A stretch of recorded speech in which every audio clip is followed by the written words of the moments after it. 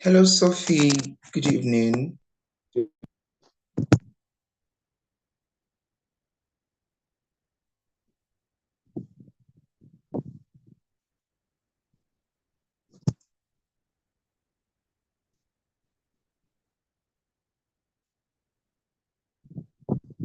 Hello, Sophie.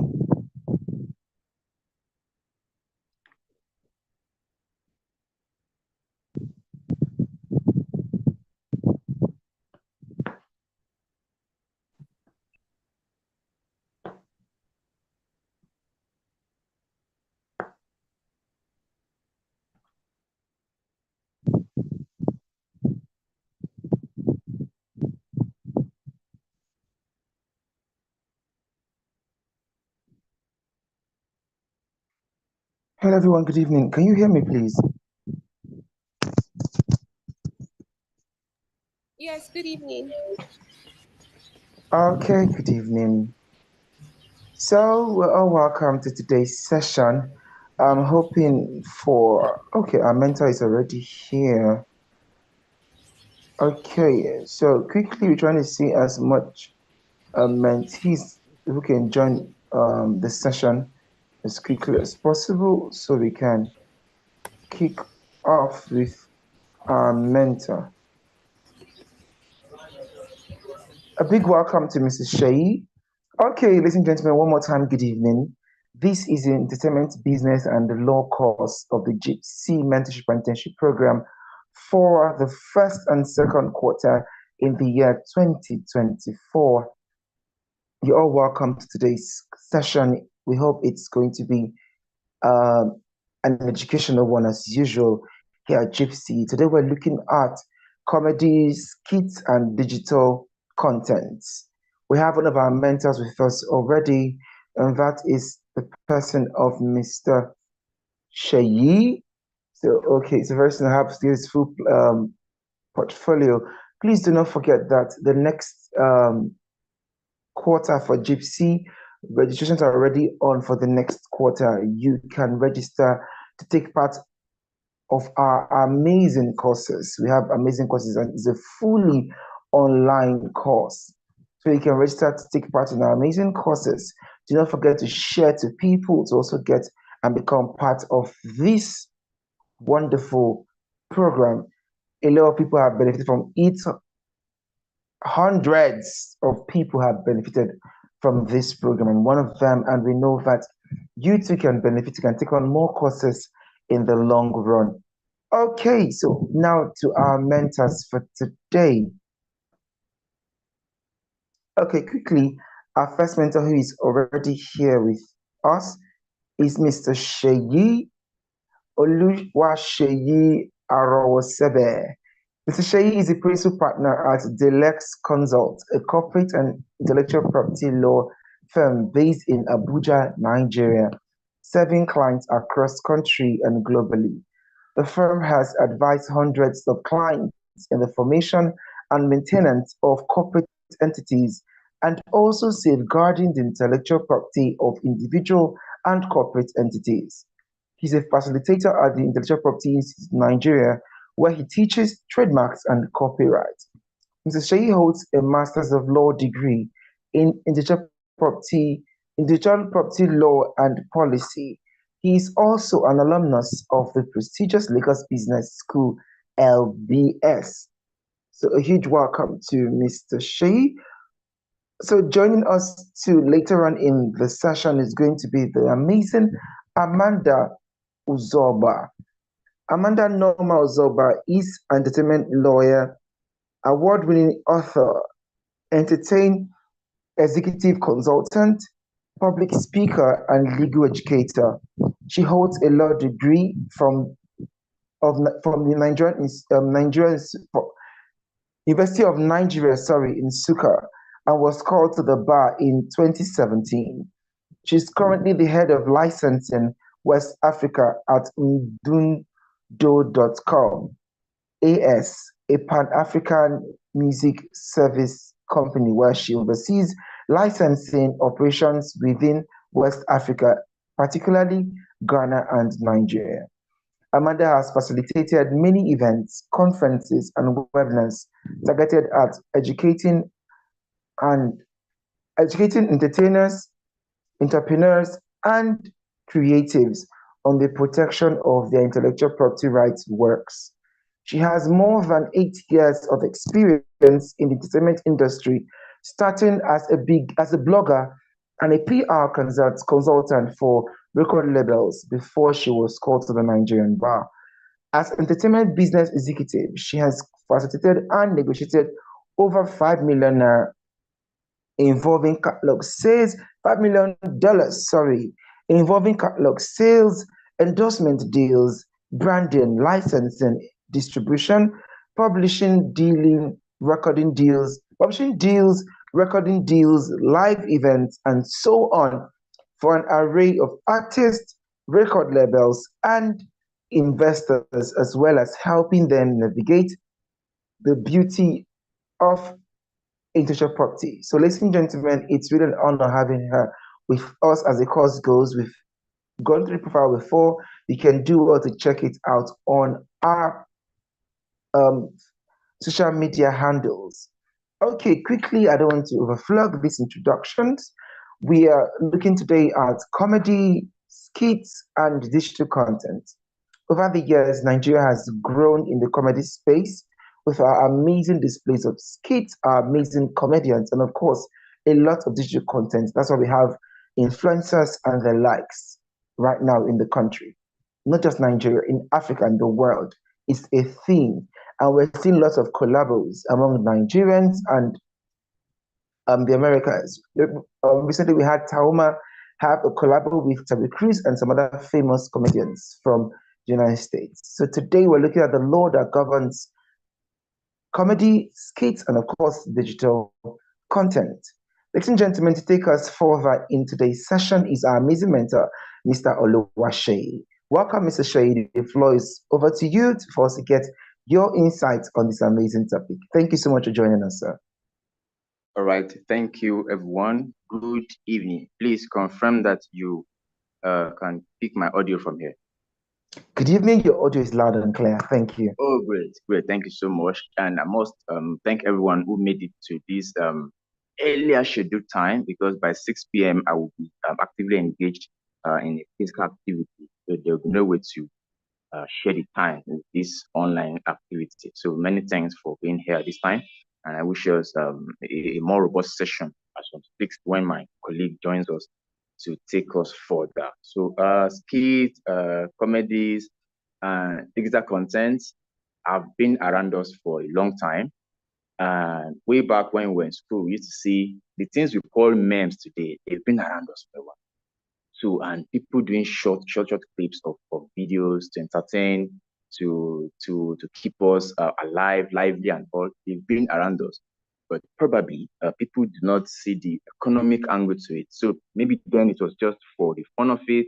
It was just for maybe as a hobby to while away time, or out of nothing to do, just make your people, your colleagues happy. And then before you know it, perhaps the only thing that comes from it is people calling you to MC events or to entertain by way of sharing a few jokes at parties, at events and all. But going digital now, going online, going on the internet has opened a wide opportunity to everyone who practice skit making, comedies and all in the digital space. As far back as 2017, we IP stories tell us that Mark Angel comedy has garnered as much as 1 million subscribers on YouTube. That is as far back as 2017. So imagine what he currently garners in following, in subscription, in views, and in likes. So this is one area of entertainment that nobody can rob aside at this time. There are many skit makers who are wealthy right now, marking their tops the charts. We have Brother Shaggy, we have Taoma, and of course, we all know these people. But how did they arrive at the status that they have today? And that is one of the things we should be looking at. So as we talk about the success of skit makers, we should be talking about the laws that has been guiding them, ensuring that they do not do things just for the fun of it, just as a way of expressing a hobby. So copyright is in the center of all of this. I did not also intend to bore us with details of what copyright is, how to get there. I believe strongly that by now we must all have encountered some bit of intro into copyright, because for us to have participated in the group work, I believe we've done some reading, some research, and all that. So beyond copyright, of course, there is the place for trademarks also, but we'll just I'll try and limit my thoughts to a few points so that no matter what time we have, I will still be able to take one or two questions before I go. So I have 2 minutes to check out. All right. So on the point that I intend to share is the benefits of skit making, comedies, and picture content, and then I'll share some benefits, some insight, and then I'll go to monetization, then talk briefly on infringement and the section of fair use. All right. So comedy, skit making, and picture content has given us a global availability of content to consume. You know, when you choose kids in Nigeria, you can rest assured that the internet allows you to have your audience from Europe, from Asia, from Antarctica, from Oceania, from everywhere to enjoy what you are doing from here. And you're surprised that some of the skits we shoot in Nigeria get replicated in faraway countries. I remember one skit of one Wanabali who was trying to do incantation for a guy, and they put leaves on his head, they pour water on his head, they were eating his cap and saying something like Odimamai. Few months after, I saw some white guys repeating that same thing. So there is global availability of skits, and then availability to see the work, you know, traveling across various continents. That is one. Now there is this parasocial interaction and relationship. When we make skits, there is a way the consumers make a bond with the skit makers. Before you know it, you have a cult-like following. You have people who identify with Sabinus. Sabinus is a guy. There are people in this country today who must go through the Instagram page of some specific comedian, skit maker before they sleep.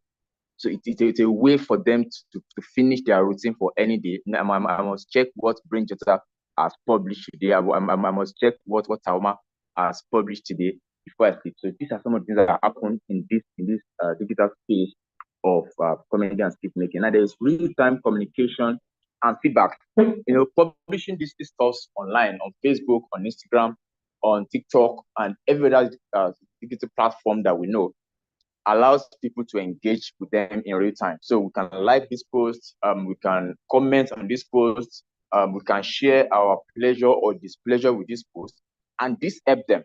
It is a way of feedback. It helps them. It spurs them forward to doing better in their next content making, in their writing skills, and then it also helps them to see how the people are receiving them. And there is this part of audience participation. So even for the consumers now who consume these skits, who watch these skits, there are instances where we are brought in to participate. For instance, you have a skit maker going on IG Live, and then he's able to bring in 1, 2, or 3 audiences, members of the audience, come and share, come and share with them on that live, or to join them on stage to participate in one of these things. That's that. Now, yes, so that follows audience participation and then co-creation experience. So, and if you find anybody joining a comedian or skit maker to shoot skits, definitely the remuneration goes to that person also. So a portion of that remuneration goes to them. I don't think anybody should participate in the making of a video, of a skit, of a comedy, and not get paid, no matter how small. So this is where agreement comes in. So if I'm coming to participate in your video, in your shoot, what benefits accrue to me? All right. So having said this, I'll touch briefly on monetization. And sometimes people wonder how skit makers make money when all they do is record content and post on probably Instagram, on YouTube, on the other platforms. So there is the chance to monetize your page, chance to monetize what you publish on the internet. But before you can monetize your content, there is the need to comply with the requirement of copyright. And it is straightforward. they just have to be original. So you should not copy the skit of another person and publish on your page and intend to monetize that. It will not work.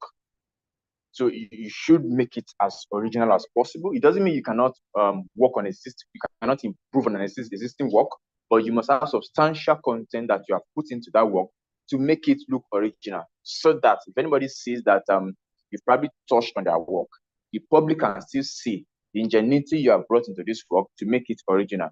And the second situation, which is of course automatically, the moment you publish your work on Instagram, on Facebook, on Twitter, on TikTok, everywhere you publish it, you've already passed that test of fixation. So if you publish it somewhere that we can feel, we can see, we can hear, and then we can almost touch, because there are some skits that you watch it like 10 times on the spot before you leave. That's that. So back to originality, it's important. You cannot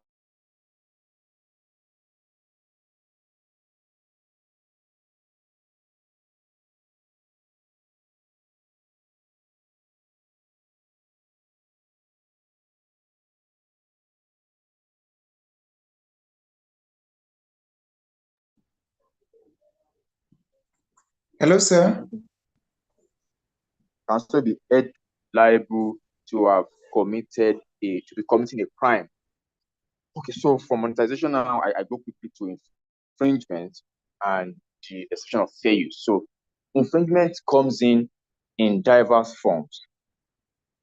Infringement can be you copying the content of somebody, of a skit of somebody, publishing on your own page as though it is yours, or it could be you copying the format of somebody's comedy or somebody's skit and replicating it as though nobody has done that before.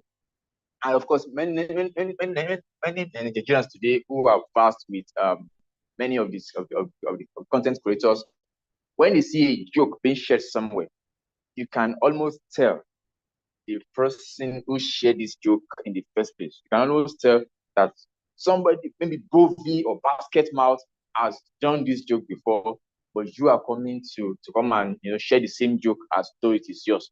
You have to be wary of such comedians. You shouldn't join them to share the post they make that's an infringement of somebody else's work.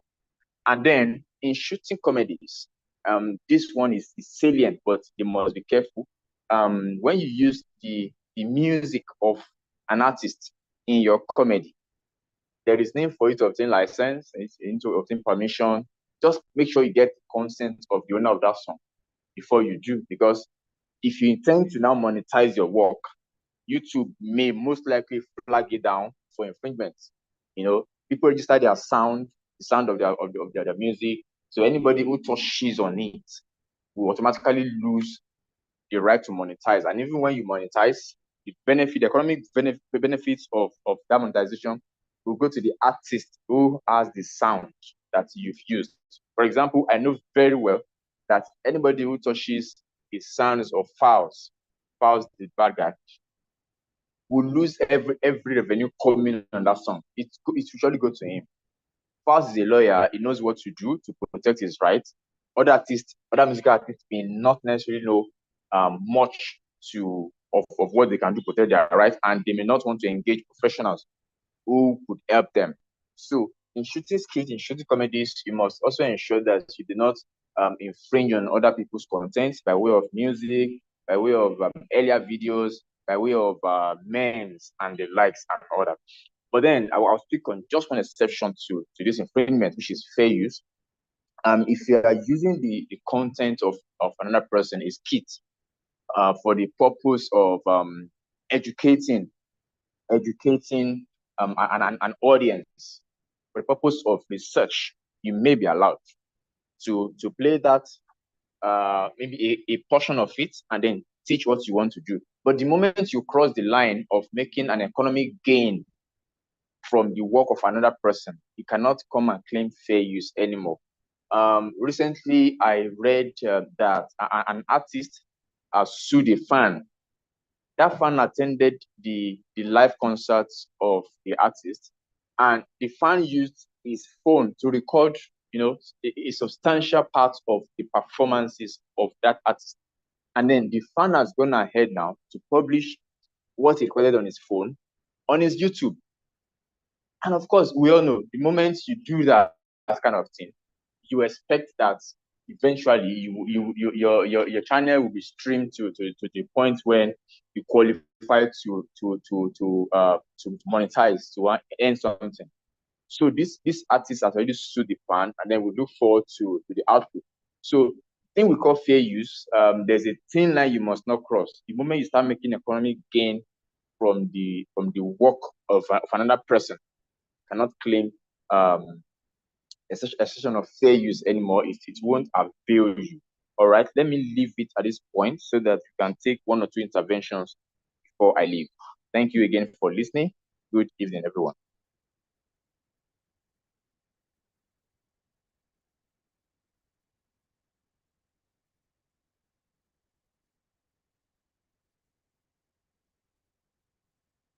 JIIPCC, can you hear me? We can hear you, sir. God's love, are you still with us? Our moderator, are you still with us?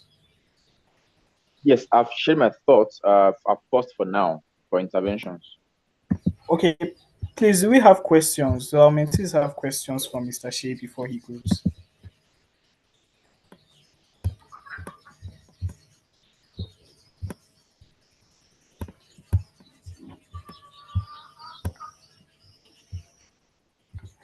Are there any questions we would just like to ask Mr. Shea before he leaves the session? Please, we can kindly send it to the chat. Okay, I can see a question here. And the question here is there any protection for a stand-up comedian, a situation where his comedy storyline is acted by a skit maker?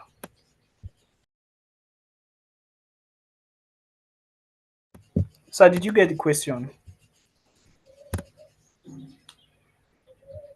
Yes, I'm reading the question from the chat box. The first one says, is there any protection for a stand-up comedian in a situation where his comedy storyline is acted by a skit maker? You know, the moment you pass the test of originality and fixation, if anybody comes to jump on your storyline, there is protection for you. So you can go after them for infringement. All we need to see is that you have done this skit before and you've published it somewhere. Of course, we know that copyright protection is automatic the moment you pass the two tests. So the stand-up comedian must not register his work before he enjoys protection. So if any skit maker is coming to jump on the work of a stand-up comedian, the stand-up comedian can go after the skit maker for infringement of copyright. It is as simple as that. What about those people that make skits and use TikTok as a medium of displaying their skits? Do they also have to request license for the music they use? If all you do is to add a song like we do on Instagram, you may not need to request license. But if you, in the process of mixing the work, in the process of mixing your videos, your content, you insert music, just like Mr. Macaroni does that sometimes. So bring it that. So if you insert music in the process of mixing your work, it is important that you obtain license so that you don't lose the economic benefit that would accrue to your work when the time comes. Oh yes. Oh yes.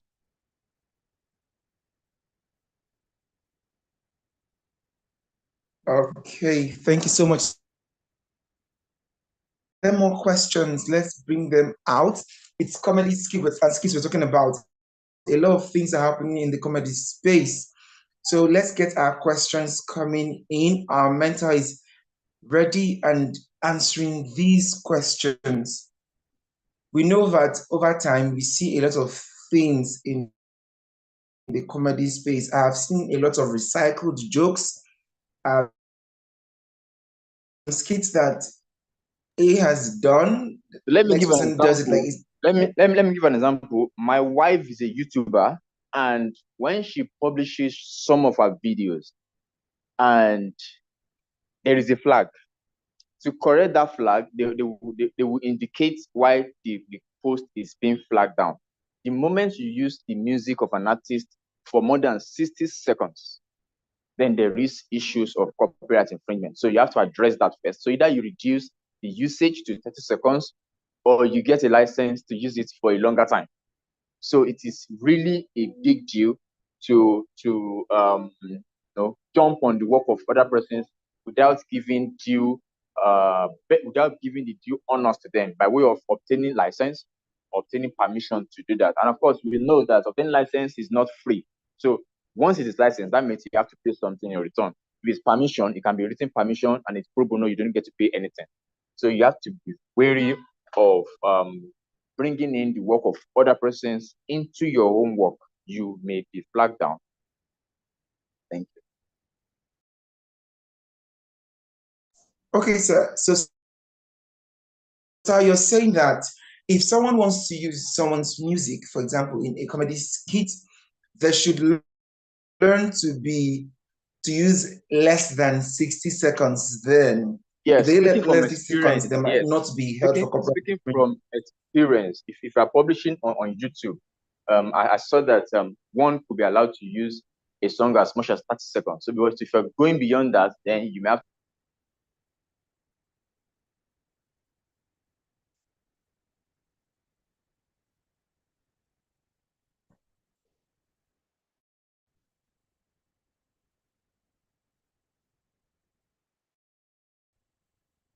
Hello, mentees. To show that this work is original and it is peculiar to you. So the moment other person's content is overshadowing your own work, it is no longer original, and you might end up losing the economic rights that will come.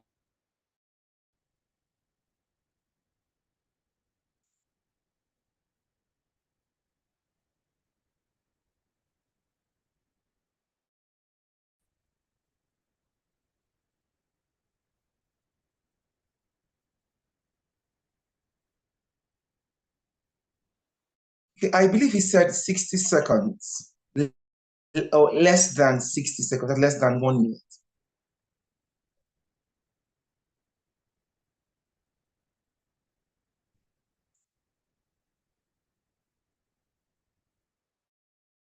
Please, am I the only one who cannot hear Mr. Shea anymore? No, sir. No, I don't think he's on the call anymore. I can't hear him right now, sir. Okay. So he said 60 seconds. 6 seconds, so it could be less. I really wanted him to clarify on that because it's a theme basically, and sometimes we need to be able to understand the difference between sampling as well with regards to timing for these calls. All right. Okay, so while we wait for Mr. Thank you so much Shea, for having me.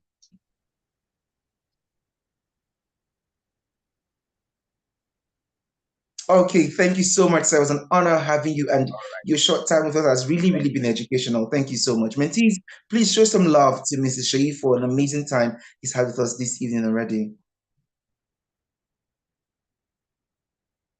Okay, so while we wait for Ms. Amanda to join us soon, mentees, you also get ready for your presentation, as we'll be seeing how when she joins us, you can have your presentation, or we can have it before she joins us.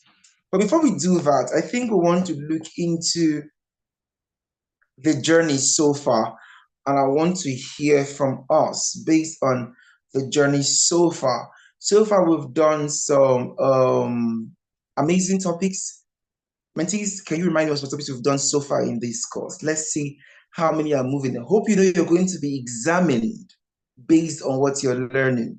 So it's going to come with an exam. So you must be following through daily, taking notes and ensuring that you're getting some good level. Okay, music business and the law, yeah. Fashion business and the law. What was the first class? What was the first film business and the law? Thank you. So we've gone almost full cycle, because in the entertainment space, you would see a lot about movies, about music, about fashion.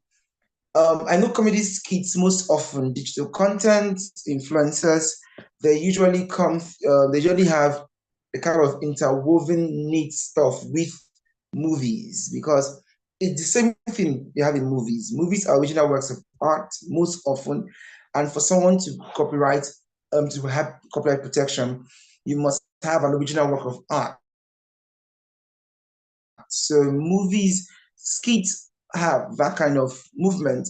That's why if I think now it makes so much sense. If you watch some movies, you notice that this 6 seconds rule actually applies. I know I have seen some movies, although yes, towards the end they begin to give credit to the musicians, but I've noticed that most often in many movies I've seen, they try not to overly use the music. But again, we're going to check how long duration. I think you can also look into that, read more about that. What duration that works. Exactly, music business clearance for sampling. I really enjoyed that class. It was beautiful. Then fashion last week was mind blowing. I don't know how many of you have gone to work on the things we spoke about last time. Working on it has been amazing. Funny enough, speaking about taxation, I did some things with tax for some clients this week and even had an international problem based on tax and looking at the avoidance on double taxations and the treaties Nigeria has with some foreign countries. So there are amazing things we learn here that we can use in our day-to-day life and work with it. And as many of you would like to come into the entertainment space, it's an amazing space. Trust me, having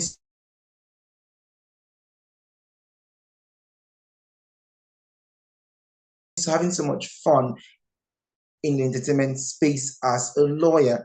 So you can always, okay, at this point, to give, what has been your favorite part so far? What topic has really blown your mind so far? And what have you learned from that topic? Quickly, let's have that. You can type in the chat box. You can choose to unmute and say something. It would be really, really nice though if you can unmute to say something. While the presenters for today, please get ready. Every group must present. Everyone meant to present must have a presentation. Okay, so should I call on Rachel? Hello, Rachel.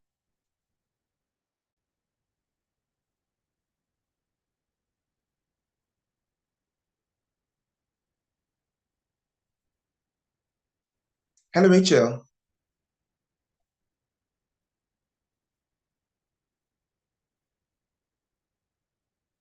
Okay, waiting for her to respond. Now I would know how many of us are in class. Please, at this point, we're also taking attendance of mentees during this session. Okay, hello, Darren Shola.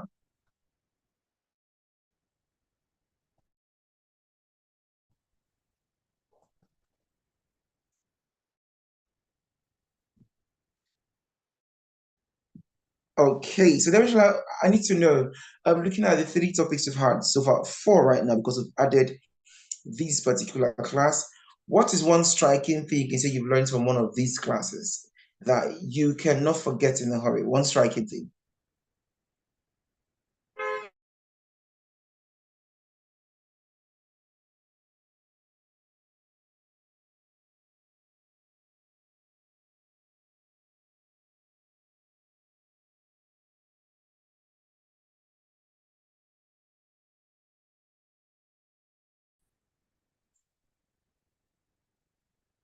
So while she's telling us one striking for classes we've had. Okay, the sweat of brow theory. Yes, I remember that was, I think that was last class. Yes, I think that was in, oh, that was in music. Sorry, that was in music, business and law. I'm sorry, that was in business and law. Yes. Where there was an eye opener. Can you throw more light briefly on the sweat of brow theory? Who else recollects the sweat of brow theory from that particular class?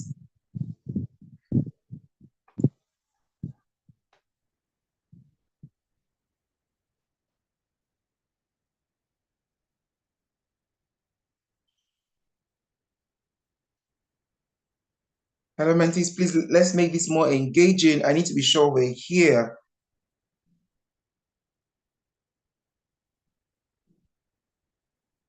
Can you all still hear me, please?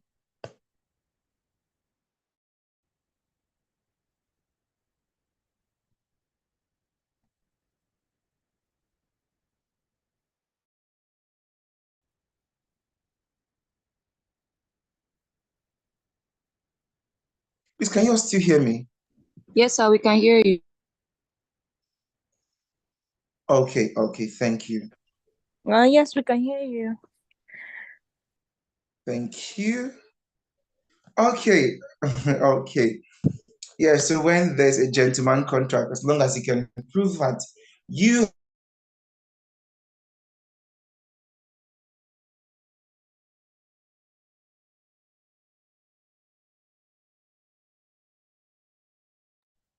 I think the network is acting up.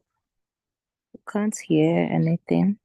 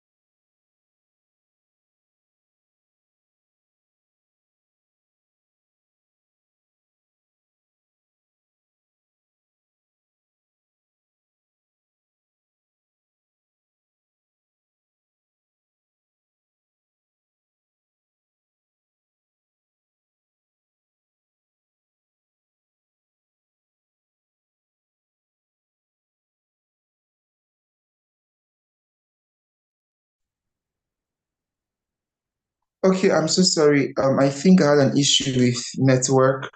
Can you hear me now, please? Yeah, Yes, we we can. can hear you. Can hear you, I Okay, guess. thank you. I had an issue with network. We're trying to confirm once Miss Amanda will be joining us on the session, in the session rather. Okay, so as I was saying before, we know that normally, due to the kind of way copyright works, you need to ensure that you have some level of records to show proof as well. Because if Mr. A says I did this and Mr. B say no, I am the original author of that thing, and I should have the copyright in it. It is expedient that whosoever can give good records, and do not forget equitable maxim, first in time prevails. Anyway, I'm not a guru in that regard, but we have another guru with us already. The beautiful Amanda Uzoba has joined us in the session. Okay, hello Amanda, welcome to today's session. Good evening.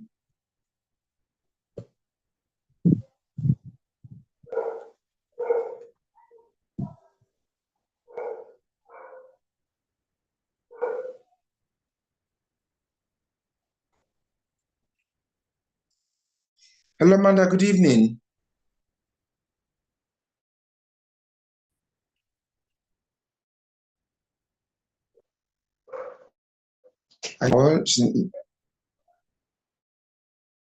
Okay, I think we've lost her.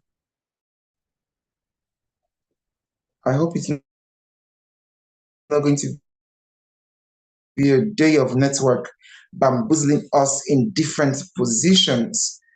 Okay, I think she's back again. Hello, Miss Amanda.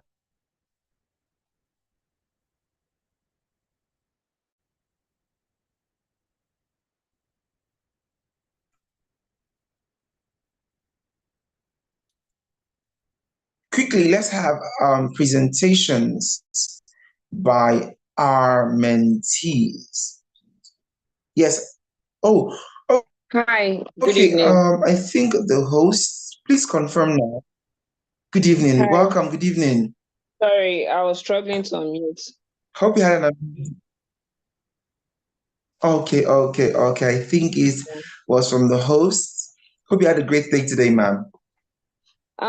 Busy day, but we thank Okay, God. thank you so much for joining. Mr. Shay had been here earlier. Okay, that's nice. Mr. Shay had been here earlier and had a quick run through. You're welcome. I think it will be all right to have our mentees present so that after that presentation, you can have a flow throughout from there. So there'll be no breaks for you since you'll be the only mentor for today's class. We have Mr. Shay earlier this evening and he had to leave on time. Okay, so if that's okay by you, can we have your take on their presentation as well as your introductions and statements and everything? Is that okay by you, ma'am? Yeah, it's fine. That's fine. Okay, thank you. Okay, so over to the mentees. We'd love to hear your presentation based on today's topic, comedy, skits, and digital content. Okay, who are presenters for today? I believe we should have two groups, group 1 and 2. So who is for group 1? Do not forget, you must present. Please, who's present for group 1? Thank you.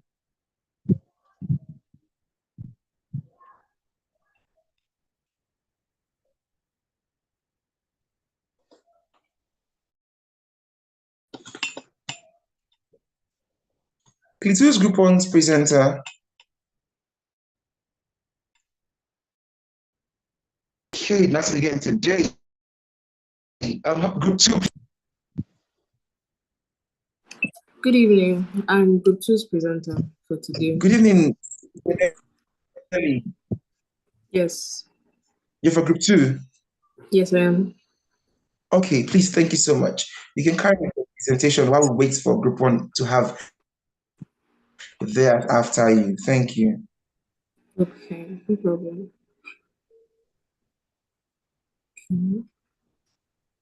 Okay.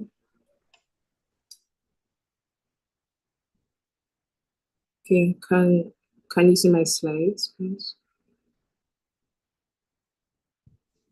Oh, yes, we can see your slide. Okay, I'll start then. Okay, good evening, everyone. My name is Nelly Isangedigi, and I'm Group 2's presenter for today. And our topic is comedy, skits, digital content, and content creators. So let's start. So first off, we looked at the ethical considerations when it comes to content creation in today's age or this age. And the first point we have here is speech freedom versus crime. So as you all know, our Nigerian constitution provides for the right to freedom of speech. However, there are some restrictions which we do not go into. But then as it relates to comedy, skits, and content creations, there are some jokes that could be seen as encouraging violence or inciting animosity towards one's ethnicity on the other. So these are considerations that content creators have to take into consideration before putting out their skits so as not to create strife between different cultures and all of that in Nigeria. The next is cultural values. So cultural values having to be respected. So again, Nigeria is a very diverse country with lots and lots of cultures and traditions. And so our customs are held in a very high regard, and as such, they must be respected. And when it comes to comedy, skits, and content creation, this is another consideration that digital content creators have to keep in mind before putting out their skits. This next point is Nigerian culture is rich and diverse. It's still kind of similar, but then these cultures have to be honored so that even though they have most comedy skits, I mean, as the name implies, have humor insinuated, they have to still, at least to a certain extent, make sure that the cultures are not being insulted in the sight of anyone viewing it, at least on barest minimum. And then the last point under this subtopic is disinformation and facts. So it is no news that sometimes some content creators could bring out skits that will not necessarily display the accurate information as to what they're trying to portray, but they may tweak some things or distort some facts so as to have a humor aspect to it to make it appealing to the public and appeal to the public and all of that. So next is emerging technologies. So we're going to look at legal implications of AI-generated comedic content and deepfakes. So basically, AI has been very rampant in today's age, and as much as there have been lots and lots of benefits into artificial intelligence, there have also been some negatives, and we'll be looking at that today. So just before we get to that, AI includes a wide range of technologies such as machine learning, natural language processing, and as it relates to comedy skits and digital content creation, some digital content creators could use AI to develop some ideas so that they can use them to make their skits. So that is another aspect of emerging technologies that content creators use in today's age. Let's say, for example, they are not able to create a lot of ideas for their comedy skits, so they make use of AI to give them an array of different ideas that they can use to publish online. Yes. So the next aspect we're talking about under emerging technologies is deepfakes. So deepfakes is basically a new media technology whereby a person takes an already existing video, audio, or photo and alters it to look like someone. So a good example of this would probably be where some people I think I've seen online, maybe someone could use the video of someone who is in a political office and then alter it in such a way that they're saying something which they did not originally say to make them say something else. So that's another aspect that artificial intelligence intertwines with digital content creation in today's age. And one of the major challenges of generating comedy through deepfaking is the legal implication concerning unauthorized use of the person's work and the person's video that was already put online. The question of whether or not the privacy rights are breached exists on the flip side, and whether or not the offending party is protected by law. So the primary legislation relating to artificial intelligence and deepfakes is the Data Protection Act of 2023. So this act just basically seeks to protect the personal data of all Nigerians and non-Nigerian residents in Nigeria. Yes, and so a significant provision of this regulation is a requirement that consent must be obtained by the data controllers before processing personal data of individuals or transferring such data to third parties. So this provision is very important when it comes to consent, because if, for example, a content creator uses the video of another person to involve in their comedy skit and they do not obtain consent from the person in that video, that I believe that's a ground that they could use to sue the digital content creator for damages, or as the case may be. The next point we have here is blockchain applications for corporate management and digital content ownership. So the ingress of blockchain technology has revolutionized various industries, offering unparalleled security, transparency, and efficiency. And so there are different content distribution networks that are very integral to delivering digital content quickly and reliably. And these traditional networks face issues such as privacy, unauthorized sharing, and lack of transparency on digital content monetization. So for example, if someone puts out a comedy skit on a particular social media platform, it is possible that maybe from the public side, from the public who is viewing the video or photos, the skits, in essence, could take it from where they saw it and take it to somewhere else and use it for their economic benefits, and without the knowledge of the original maker of that skit. Yes. So we'll move to the next point, which will be the last one for this presentation. So there are some regulatory challenges and opportunities in virtual reality, and comedy experiences. So the advent of VR technology has opened new frontiers in content creation, offering immersive experiences that were once this stuff of science fiction. And one of the primary challenges of virtual reality in content creation is the navigation of the IP rights. And virtual reality could incorporate various forms of IP rights, including music, videos, photos, and literary works. And the burden is on the content creators to navigate the specific or the various IP rights that are involved in their work that they've published online. So virtual reality also presents significant opportunities for content creators and legal professionals. The immersive nature of virtual reality opens up new avenues for comedy and simulation and creates demand for innovative content and experiences. And that brings us to the end of Group 2's presentation for the week. Thank you very much for listening.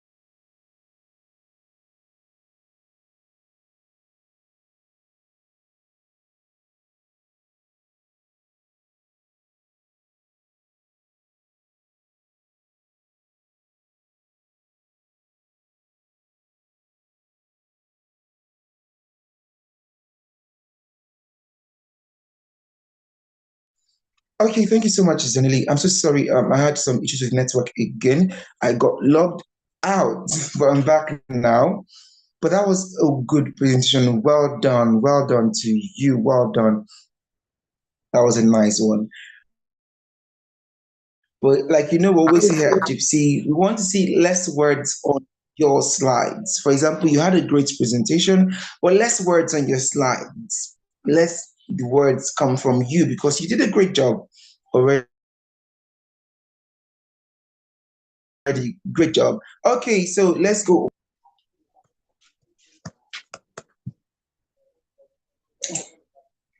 Hello, group one.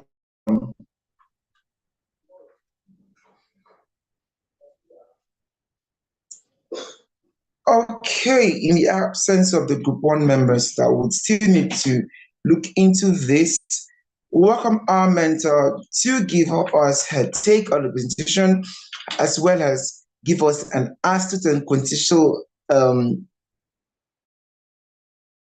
lecture on comedy, skits, content creation, and of course, digital content. Over to you, Amanda. Thank you so much again for being with us this evening. Hi, I'm sorry, what happened to the second presentation? I don't know what's happening, but group one is not available at the moment for their presentation. Okay,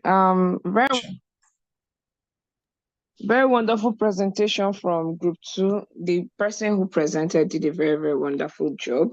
The presentation was quite advanced and quite theory filled. So I'm going to just try and talk about the content, digital content, comedy skits world from the part of, or from the area of practice, like reality, what's going on in the industry. Truthfully, I think over time, what I've realized, and it's still good, though, don't get me wrong, for the sake of research, but what I've realized is that whenever these discussions happen, we are having a lot of discussion from point of theory, from point of what we're researching and all of that. AI, what was the other word that came up a lot? I'll just stick to AI. AI and all of that is a new area that is a new area of concern for the world of content creation, no doubt. Music is struggling with it, content creation generally are struggling with it and all of that. But I don't think we're there yet for it to be an actual concern in Nigeria. So when I say an actual concern, what I mean, like when you meet a skit maker or a comedian or a content creator, that's not the person's everyday problem. That's not what you are going to help the person solve. What conversations the person is going to be having most times it's trademark related conversations around clearing materials that they use in their skits or in their comedy show and content or in their whatever content that they created, working with people, brand placement. These are the actual business that they deal with. So I'm going to take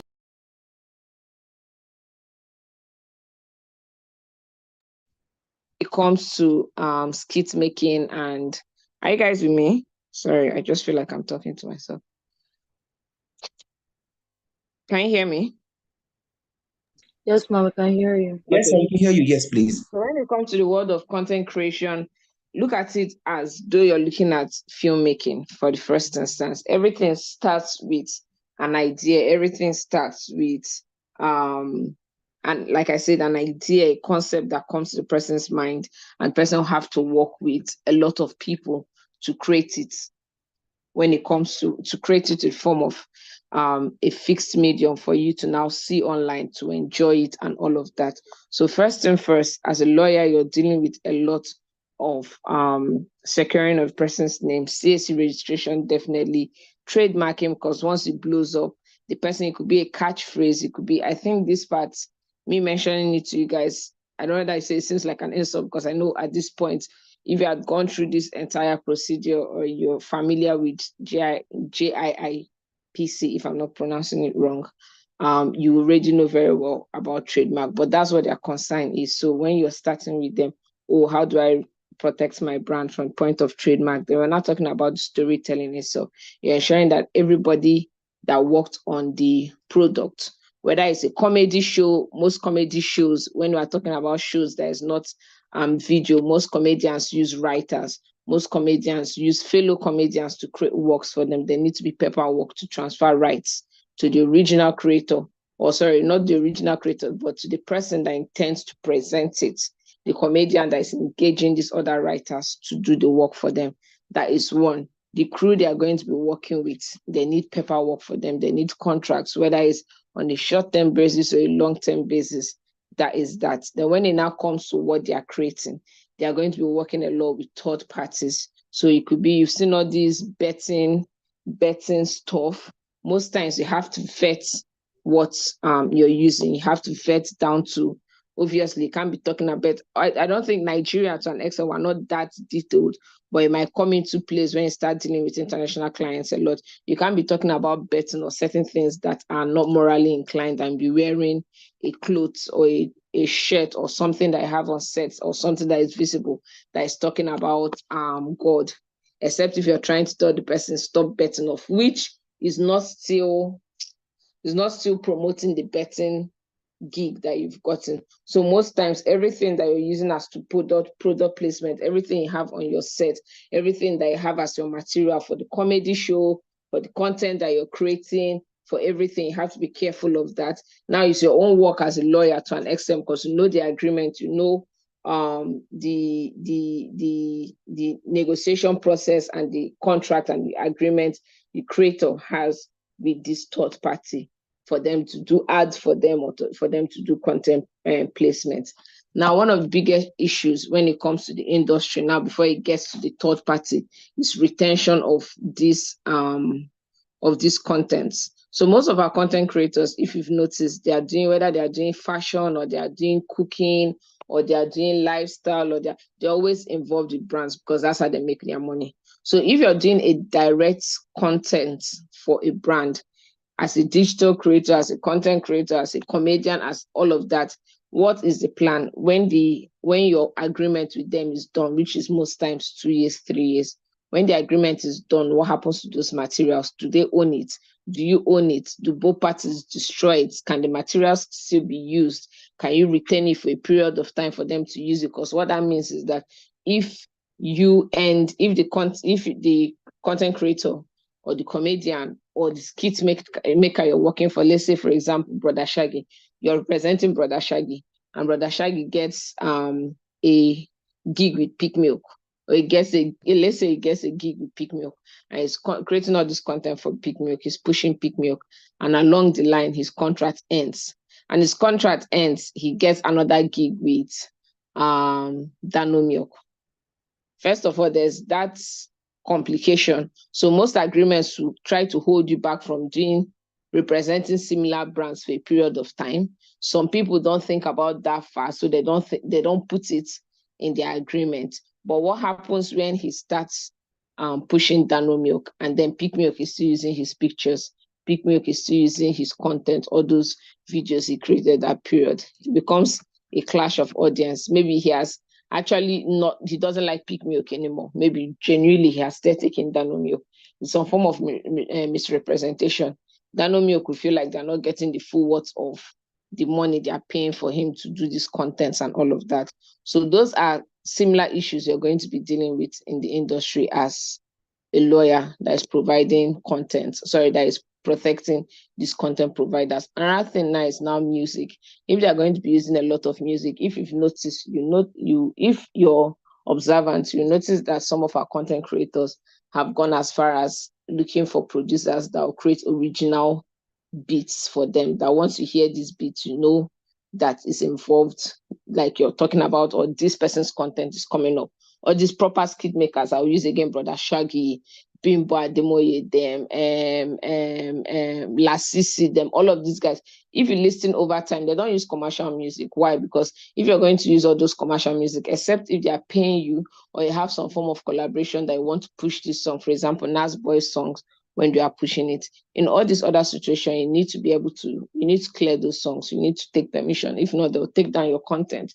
And because of monetization, you don't want a situation where if you put your content on YouTube, YouTube will take it down or start sharing your proceeds between you and the original creator of the song and all of that. So those are issues, again, that you get to deal with in the industry as a lawyer providing services for these guys. Then when you now post the content online, now you now come to the part of you protecting them from other people using their work. You've taken care of protecting them from having problems with other people because they use other people's work. It's now you protecting their work from other people using it. You start being careful, or it starts the whole part of your job that comes with copyright protection, avoiding copyright infringement, copyright enforcement. Say if you post this content, another person is going to take the content, maybe person just wants to push it, to then not want to post it on his page. Someone else just wants to use it to make some form of joke, like Laisa and Lai, what is that his name? The really tall guy. You could take his content now that is very, very funny and post somewhere. Most people don't think it's anything, but you're supposed to give credit. If you don't give credit, that's a problem. Especially if they're going to use it in form of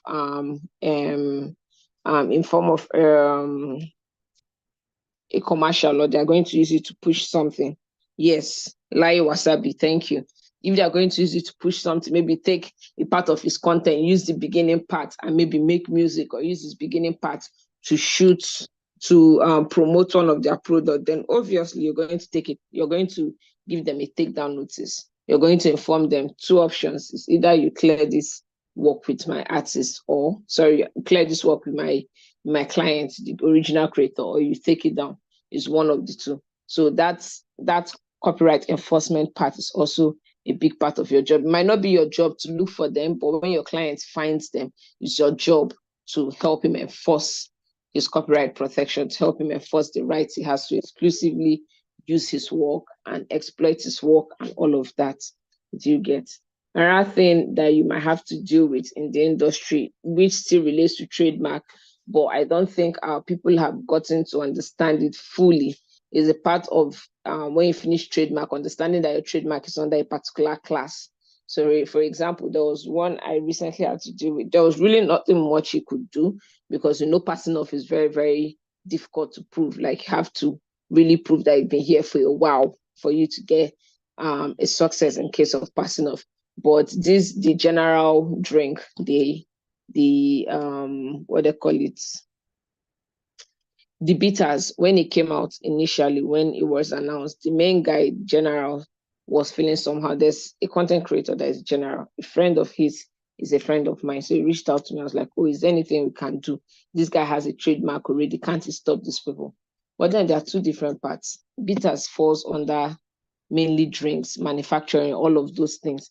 You did your own registration under entertainment and cultural class. Do you understand? So most people don't get to know this part.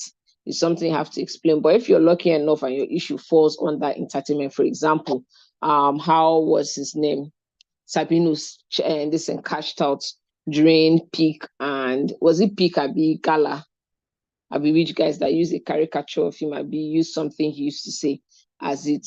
I know his lawyer said settled out of It was court, peak. cashed out peak. It was peak, right? Exactly. They cashed out. Nobody heard the news after he Yeah, dragged Peak and Cowbell. Peak and sorry, someone Cowbell. said, oh, okay. So he settled out of court, he cashed out. So all of those things are the regular things you deal with. Definitely a time will come where we start facing very serious situation, where we start facing AI related matter, where we start talking about protection of digital space, where all of that is, but not to tone down your enthusiasm. I'm just trying to say that coming into this industry, or if you're going to provide services to these guys, then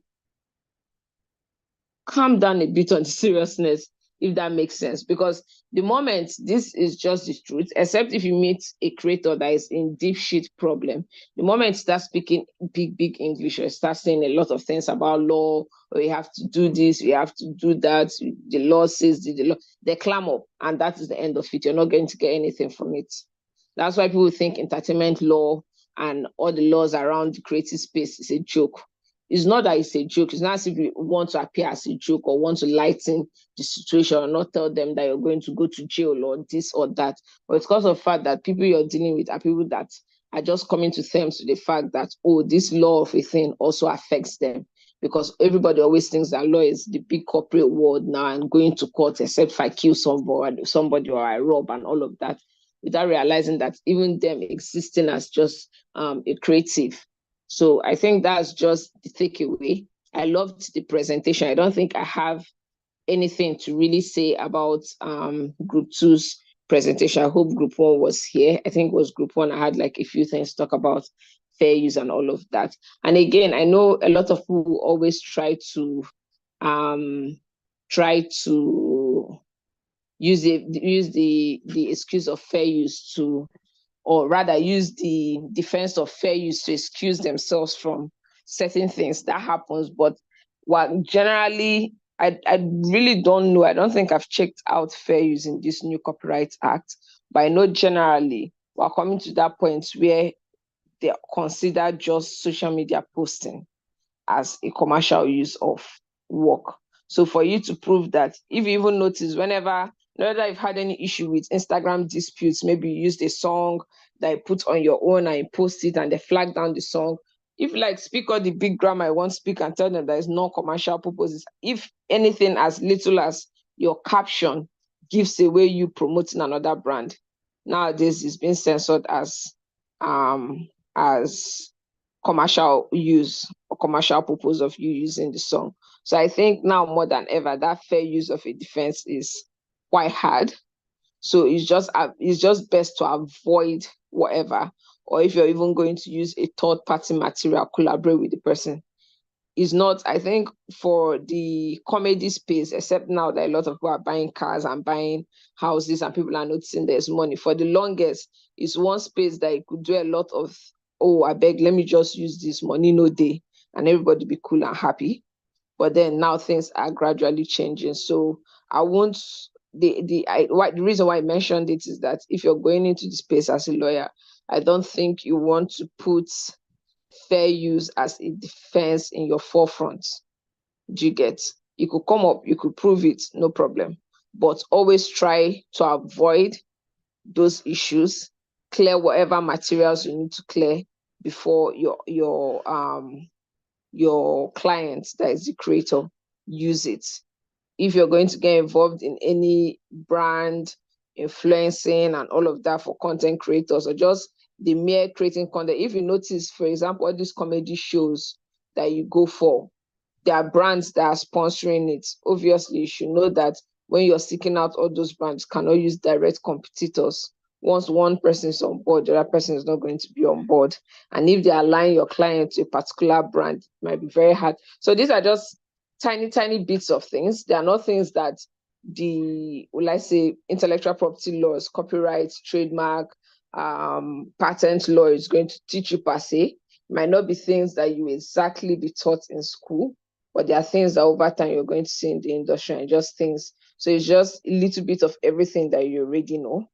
Do you get? Obviously, you're going to touch into the issue of employment law, especially in the content creator and content creation world. We deal with more kids than we deal in any other, than we see in any other industry. In films, you can count how many child actors we have. In music, you can count how many child artists we have. Most of these guys just wait till you're 18 before they can. But in content creation, in being a comedian, in all of that, skit making, it could just be your neighbor that you capture. Could just be your neighbor. There's a lot of rules. If you took labor law, you should know that there's a lot of laws against having kids on set or having kids. All those things come into play when it comes to you providing services for people in that skit making creation, content creation space. Obviously, you're also going to deal with issue of tax. Most skit makers now are learning the hard way, because I always say it as a joke, but these tax guys are online. They are seeing everything you're doing. So if you yourself, you're not good at tax, ensure that you have a friend or you know accountants or someone, because you are someone providing services for these guys. You're going to deal with that. You're going to deal with immigration. It's almost like having to deal with an entertainer, because them too, they're an entertainer. It's like dealing with an artist. They're just little bits of everything that is not exactly just core IP that you get to deal with. So all our advice is keep an open mind, keep it light-minded, and just, even if you're going to end up maybe in a law firm or already in a law firm, no problem. But try your best to experience the industry for the sake of the industry. I say this as a joke.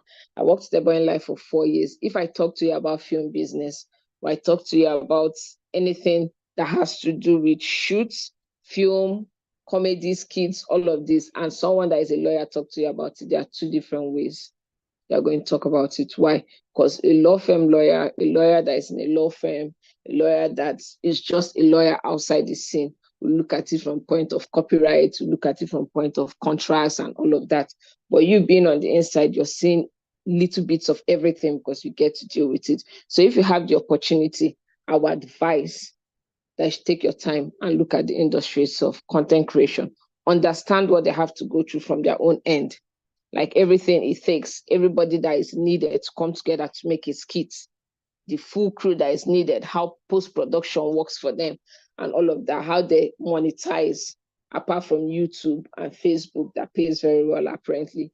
Understand all of this, because you understand that before you can negotiate a good deal. If not, you're just going to be reviewing a contract and influencing contract from the point of, you're going for 2 years, 3 years. Within that period, you're going to pay the person 50 million naira.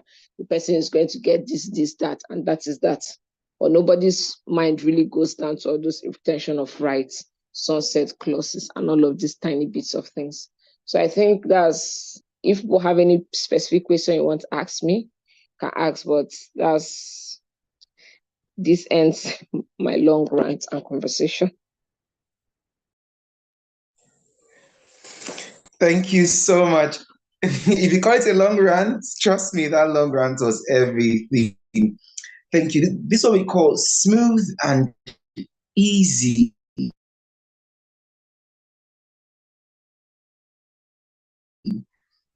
That's the good thing about JIIPCC. We have outstanding much. I like how you broke down the business in creating comedy skits and digital content. It was really, really nicely done. Thank you so much. Okay, before we go into questions, I think quickly, let's see if we can take our picture time. It's getting really dark around the world. Okay, some parts of the world. So can we quickly turn on our camera so we can have our picture? Hello, Sophie. Can you help us with the picture so that we can go straight into questions? Group 1 members, you're not asking questions. You did not do your own presentation. That was a joke anyway. We can take your questions. So please, you can put your questions in the chat box. Can you let us know you're from and then your... Can you turn on your cameras? Thank you. Okay, so group one says they would like to present. After the picture time, we'll check with our mentor if you are allowed to present after your time. Then you should, okay, so let's quickly have a picture time quickly.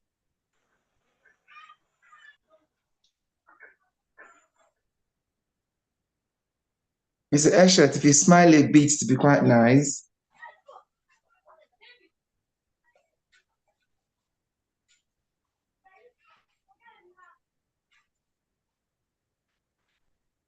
Okay, Sophie, once we have the picture, please let me know. Thank you.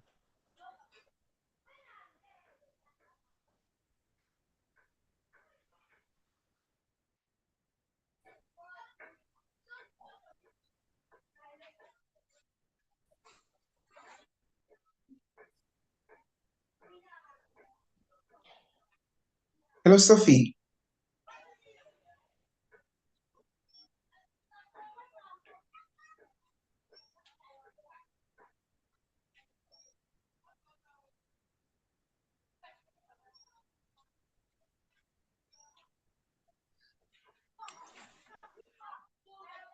Okay, so I think we've had that.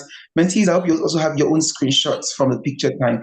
Thank you very much. Okay, so Amanda, what do you think? Should we give group one a chance to still take their presentation? Yeah, but please keep it very short. I think I have like 15 or 20 minutes before I leave. I have another meeting lined up for 7, so just try and Okay, keep so it group brief. one. Okay, so group one, based off that, I think I'll rather she answers questions than you take your presentation because she's so good at what she does. People have questions, and I would love her to tackle those questions. One of which is we over time on social media, we see a lot of people who would always put stuff like, please, these I do not have ownership or rights over the music. Does that count as, should I say, a defense? Or would I say an excuse for using someone's work? For example, someone's music in your work. Does that count? You see, over time in social media, I do not have Uncle Mark, I do not have any rights over the music beacon. So that means I know license was gotten. Does that statement hold any So, water in the high court of social media? high cost of social media, indeed. I think to an extent is a good disclaimer. Do you get? Is a good disclaimer. Like I said, most times with Uncle Mark, let's use that to describe Instagram. Most times with Uncle Mark, what happens is that, like I said, they look at your caption. It might not be your content itself. Your content itself might just be an array of pictures that I put together, but they look at what your caption says to be able to gauge if it's commercial or not. So if you're putting out some form of disclaimer, if you're giving credit to the person that made the song, you kind of have an escape because you're showing that I really don't own this song. I didn't make it. I'm not trying to confuse any of you about the ownership of the song. So yes, for the Instagram space and all of that, it works. But for Twitter, they really don't care because that place is monetization fully. So what they do is once they identify that you're not the owner of the song, maybe your video is doing very well, them taking down your video will cause problem, and maybe the person that sang the song or his PROs or record labels signed to, they are not disturbing about takedown. What they do is just to share your revenue and take a part of that revenue and give the artist, and you get some part of it.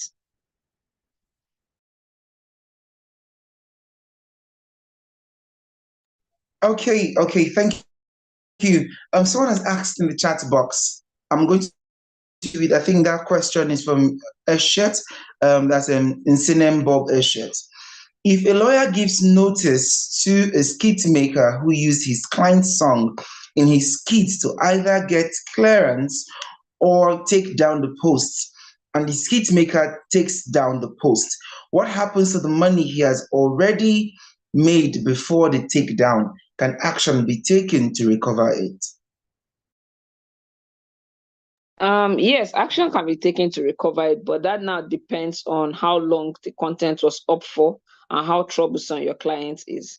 So if the content has been up for a very, very long time and your client insists that no, I want this person, I have evidence that person has made this amount of money, then you could start that as an actual case and you actually have a case for it. May not be the full money person, definitely cannot be the full money, but you get some parts in it. But truthfully, most times clients I've dealt with personally are just okay with you just taking down the content, especially if the content hasn't been up for a long time. Maybe it's just been up for like a week. They're like, just take it down. Take it down, or if they like the content, they'll tell you give credit or something. But I've heard about the troublesome ones that will want you to go all the way, and even if it's 1 minute it was up, I want whatever the person made, except the person can prove he or she did not make a dime from that content. If not, I need 30% or 40% of that for using my music. It all depends on the client. If the client wants that, you now start checking how long content has been up, whether it's a mixture of your song or your third party, your material and the person's own work, whether it's your material fully, all of that will not determine how many percent you're fighting the person for and whether you tell your client just let it go or not. So it all depends. Situations differ.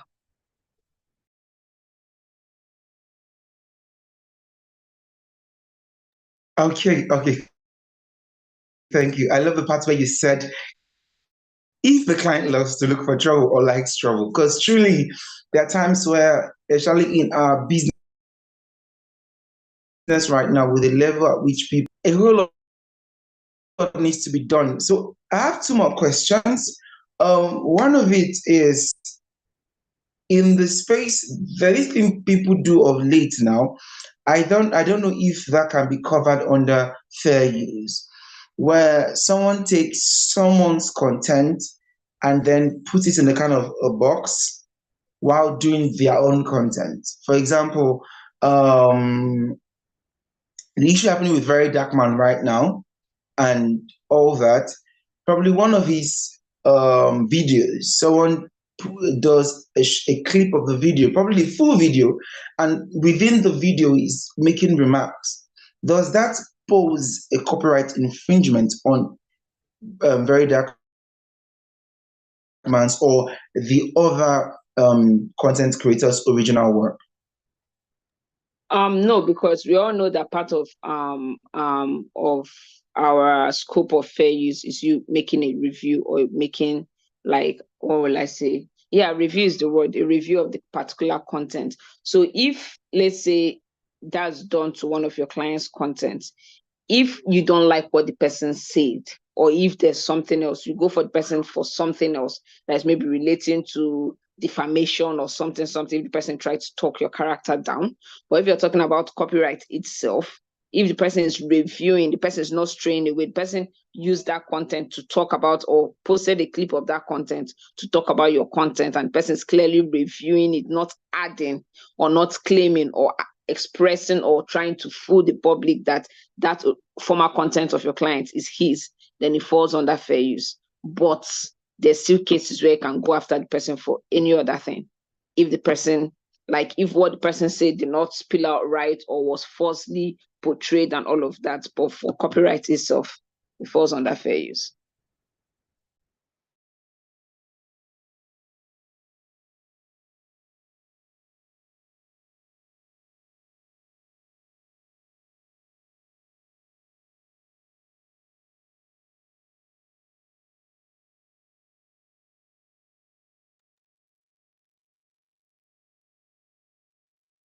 Hello, ma'am. Can you hear me? Okay, we can hear you now. For a moment, you were muted. Oh, wow. So everything I was saying, I was talking to myself. Interesting stuff. No, we had quite a bit. It was towards the part where you said we're talking about the review and then fair use, and you can sue for other aspects of law, maybe not under copyright. Yes, so that's just summary of everything. If the person used the content or put a clip of the content to talk about the content, to clearly review, not to add matter to what you're saying, but to clearly review what you're saying, that falls under fair use. But if even though it's under fair use, if the person says something that portrays you in the wrong light or something that is not right and all of that, you can go after the person for another area of law.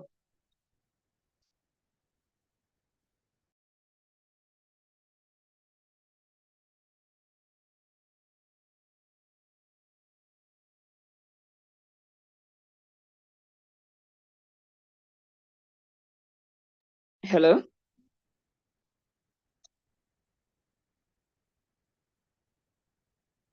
Hello?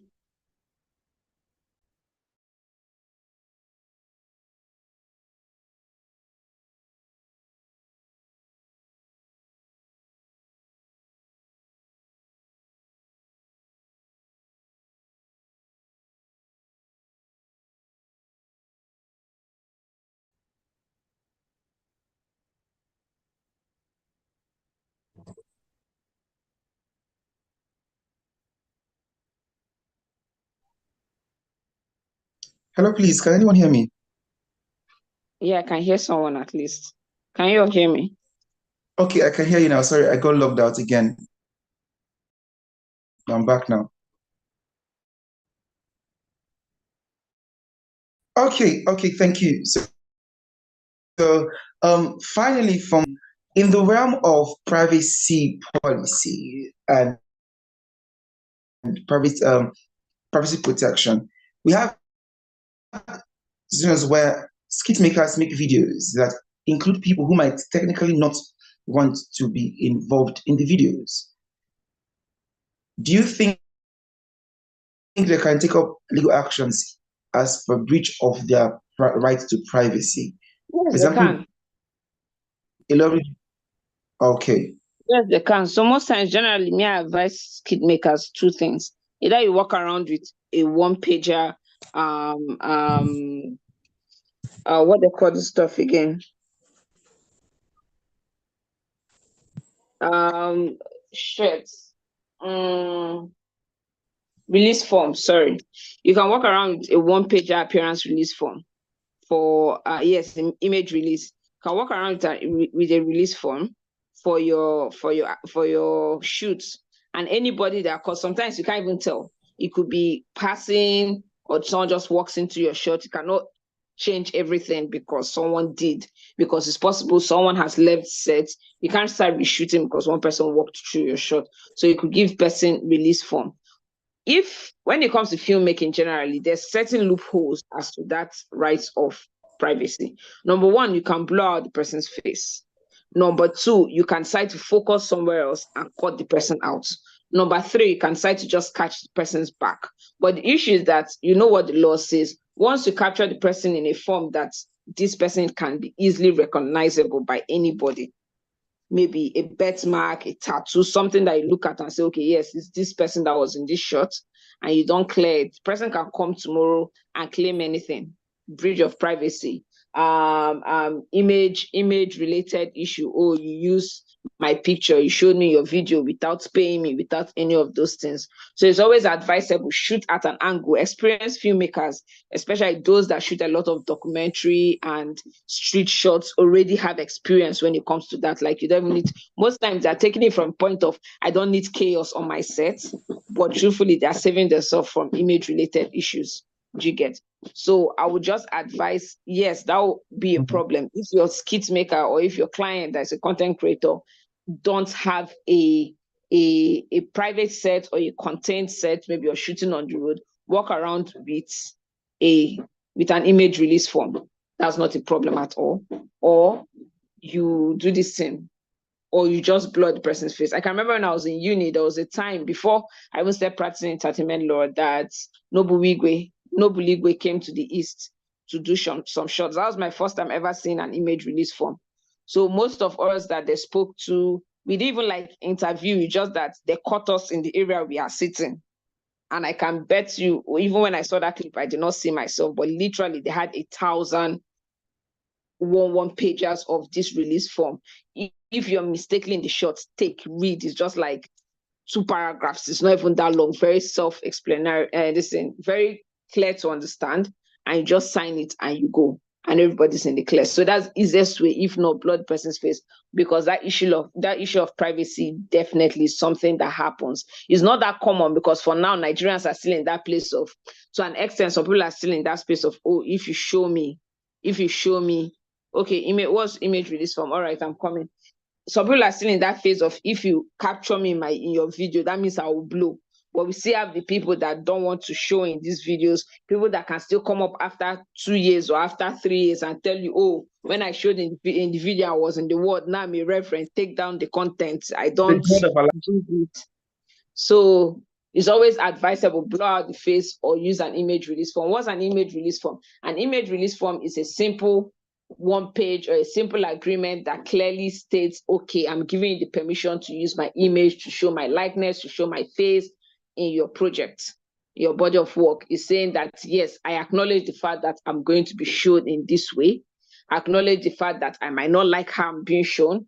Sometimes we'll go as far as trying to do a protective form of release form where you say, oh, you don't make any caricature or portray me in a different light from the way I originally appear. But basically it's a form or it's an agreement saying, I'm giving you the right to use my face, my image, my likeness in your project, in your shoot, and whatever you're doing. And you just sign. That's the simplest way to explain it.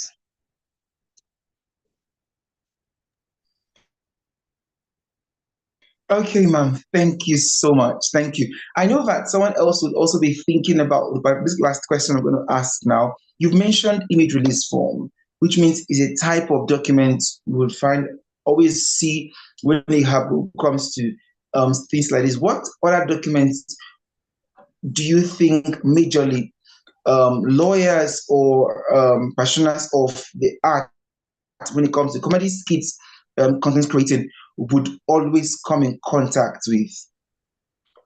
Regularly, I want the employment contract, but because most times people are being used on a one basis or a short-term basis, I would say crew and cast agreements for everybody that is on your set. Equipment rental, most kit makers don't own their equipment, so they have to rent equipment from other people. Equipment rental, post-production agreements, because some people get to hire other editors, like they don't have in-house editors, they have external editors that they use.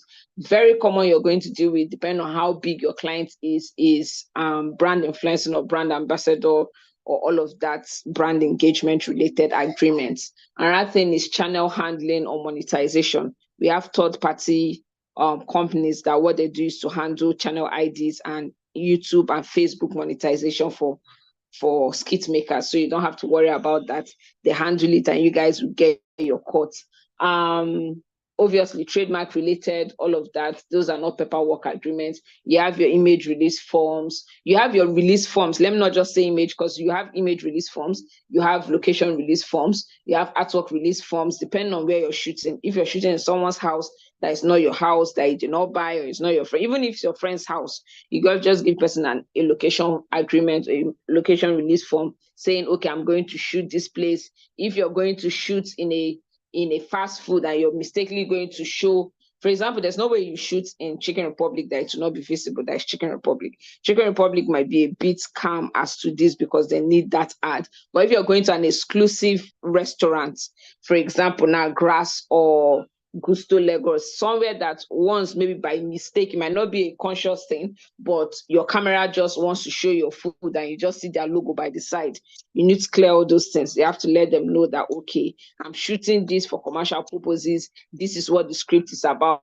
This is what did that, and all of that. What other agreements? I think those are the regular ones that you're going to see very well. There will be a lot of collaboration agreements, definitely, between two skit makers or two content creators to create something. You could also, what is this? There's other agreement, I'm trying to find the name, where you get attached to a particular, maybe a studio, you're creating contents for them as a content creator, but then you're not getting the personal, like it's not you that own it, it's studio that owns it, like you're creating the content for them. So they are the ones I mentioned are regular agreements that you're always going to be using. That you're going to always deal with. But along the way, other agreements that will pop up.